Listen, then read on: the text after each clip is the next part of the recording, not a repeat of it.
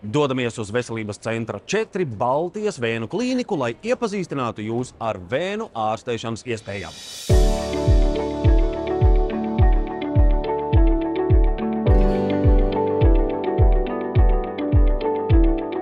Mans vārds ir Mārcis Gediņš, esmu Veselības centra 4 flebologs un asinsvadu ķirurgs, kā arī Pauļa Stradiņa Kliniskās universitātes slimnīcas asinsvadu ķirurģijas centra, asinsvadu ķirurgs, virsārsts klasiskajā ķirurģijā. Veicot vēnu apskati dupleks doplerogrāfiju, mēs parasti pārbaudam arī artērijas. Kā rezultātā mēs varam atklāt dzīvībai bīstamas vai kājas veselībai bīstamas asinsvadu sašaurinājums vai paplašinājums un tādējādi profilaktiski novērst katastrofas, kas var rezultēties asinsvadu slēgumā. Ja venozo saslimšanu gadījumos sūdzības ir par smagumu sajūtu, pulsējošām sāpēm, diskomfortu un tam līdzīgs, tad arteriālo patoloģiju gadījumā lielākoties tā ir nespēja staigāt vai ir ierobežots attālums, ko pacients var noiet. Un tā būs pirmā zīme, kad ar kāju artērijām kaut kas nav kārtībā. Venozās saslimšanas ir ārkārtīgi plaši izplatītas. 8. un 9. dzīves dekādē šis rādītājs var sasniegt par 80–90%.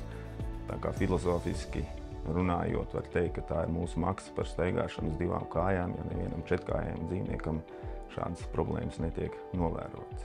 Sievietēm venozas problēmas ir sastopamas stipri biežākas kā vīriešiem, un kā izskaidrojums tam būs hormonālās izmaiņas, kas iet cauri dzīves ciklam, tā skaitā grūtniecības, kur ievērojami tiek palielināts gan asins cirkulējošais tilpums, gan arī hormonālās izmaiņas, lai bērniņš varētu izaugt, un tas viss rada lielu nospiedumu uz venozo sistēmu. Tādēļ arī grūtniecība ir viens no provocējošiem venozas saslimšanas faktoriem. Nevienmēr venozās sistēmas patoloģija ir acīm redzama, tāpēc nepieciešams veikt sonogrāfijas, jeb dupleks doplerogrāfijas izmeklējumu, kas mums ļauj atklāt lielāko daļu problēmu.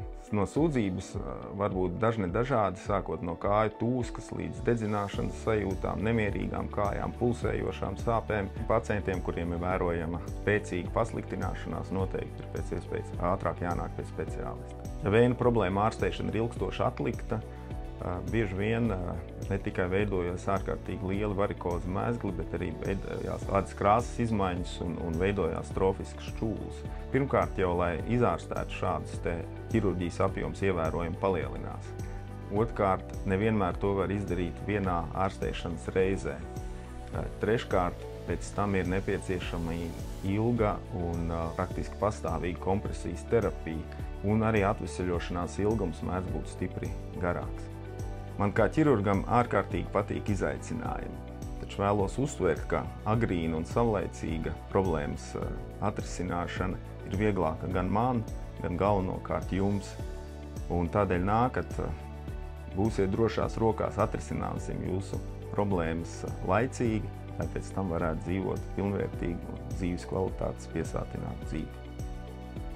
Veselības centrs 4 Baltijas vēnu klīnika jūs atbalstīs, par jums parūpēsies un atbildēs uz visiem jautājumiem.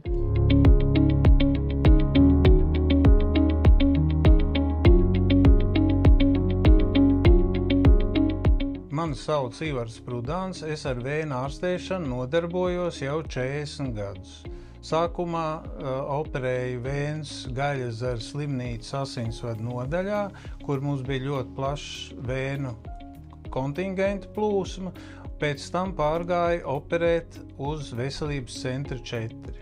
No 2002. gada mēs operējam vēnes jau ar lāzeru metodi.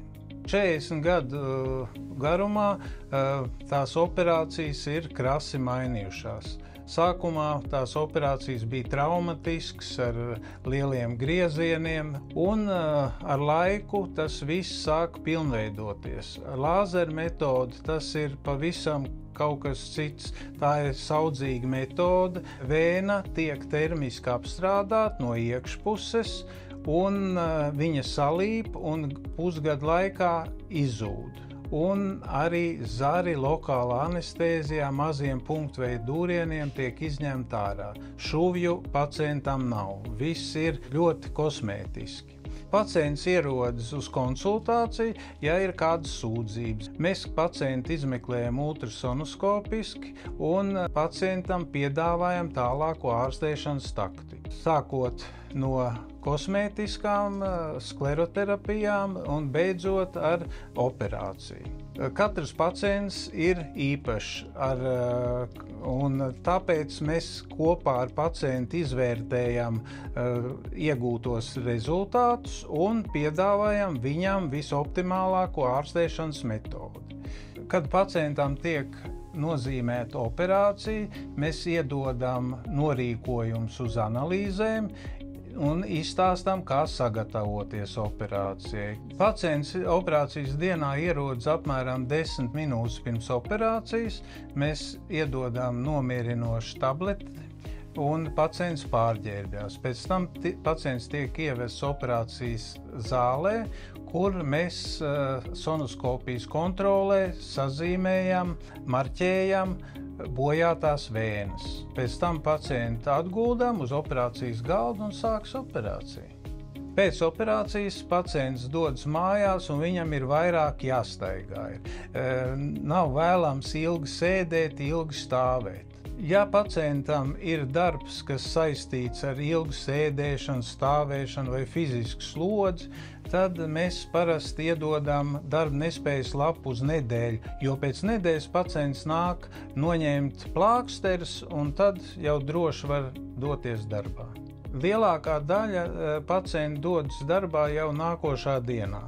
Uzticaties profesionalitātei un daudzu gadu pieredzei. Mani sauc Pēters Gerke, es esmu ķirurgs flebologs, strādāju Baltijas Vēnu klīnikā, nodarbojos ar visu veidu vēnu patoloģiju ārstēšanu. Esmu ķirurgs kopš 93. gada, tieši fleboloģijā strādāju kopš 2004. gada, tātad jau 20. gadu. Esmu ķirurģijas nodaļas vadītājs Baltijas Vēnu klīnikā. Operēju vidēji 300 līdz 500 vēnu operācijas gadā. Latvijas tirgu tiešām uz doto brīdi ir diezgan daudz dažādas klīnikas, kas piedāvā vēnu ārstēšanas metodas. Dažādas. Bet manā skatījumā pacientam no sākuma būtu jāpainteresējās, kura klīnika, cik ilgi jau strādā šajā te laukā, ja, un kādi ārsti tur ir, kāds ir atsauksmes par viņiem, kādas tehnoloģijas viņi piedāvā. Un tad tikai var izvēlēties, kur tad griezties. Pacientam jāizvēlās, protams, izvērtējot, cik ilgi šī klīnika pastāv, kāda ārsta tur strādā un kādu darbu viņa veic. Ja mēs runājam par vēnu ārstēšanas metodēm, tad pasaulē uz doto brīdi ir gan termiskas metodes, gan ķīmiskas metodes, gan arī fotonu metodes. Kā pacientam izvēlēties, ko te viņam vajadzētu izmantot tieši viņa saslimšanas gadījumā? Pirmām kārtām, dodoties pie flebologa, flebologam uzstādot diagnozi, pats flebologs jau piedāvās to metodi, kas ir labāk tieši šim pacientiem. Bet gala lēmumu tomēr pieņem ķirurgs, flebologs kopā ar pacientu, piedāvājot optimālo, kas ir viņam nepieciešams. Baltijas Vēnu klīnika piedāvā visas pašreiz pasaulē pieejamās metodas vēnu patoloģiju ārstēšanā. Ja mēs runājam par ķirurģiskām metodēm, tā ir lāzerķirurģija. Šajā gadījumā tiek iedarbots ar lāzerstaru, iztvaicējot vējas iekšējo slānīti un tādā veidā panākot sklerozi, jeb vējas kanāla aizaugšanu. Nākamā metode ir tvaika ķirurģijas metode. Šeit mēs izmantojam destilētu ūdeni, ko specifiskā veidā mēs uzkarsējam līdz 120 grādiem un izsmidzinot polarizatoru veidā vējas iekšējā slānī, mēs panākam viņas olbaltuma frakcijas saraušanos, viņa tā kā vārīt olu paņem pats sev aizspiež ciet. Nākamā metode ir sonovēna, tā ir viena no jaunākajām metodēm, ja mēs izmantojam elektromagnētisko starojumu, un ķīmiski biolīmas metode, kad mēs iekšējā vējas daļā ar ļoti niecīgu biolīmas daudzumu izsmidzinot, panākam šīs vējas posma aizlipšanu. Tādā veidā pārtraucot patoloģisku pulsu. Ja mēs runājam par vēju ārstēšanu, tā skaitā arī par ķirurģisku ārstēšanu, pacientiem bieži vien rodās pamatotas šaubas un bailes par to, ka viņam sāpēs, viņam būs nepatīkami. Es gribu aicināt visus pacientus tomēr atnākt līdz ķirurgam, flebologam, izrunāt savus jautājumus un nebaidīties, jo visas šīs metodas, ko mēs piedāvājam, viņas ir maz invazīvas, maz sāpīgas. Uzreiz pēc operācijas visi pacienti dodas mājās, jautri staigā ikdienas gaitā. Aicinājums vēju pacientam. Nāc pie mums droši, mēs izdarīsim visu labāko tavai veselībai, tavai labsajūtai, tu būsi drošās rokās. Veselas vēnas, laimīgas kājas. Tu būsi drošās rokās ar Baltijas Vēnu klīnikas ārstiem.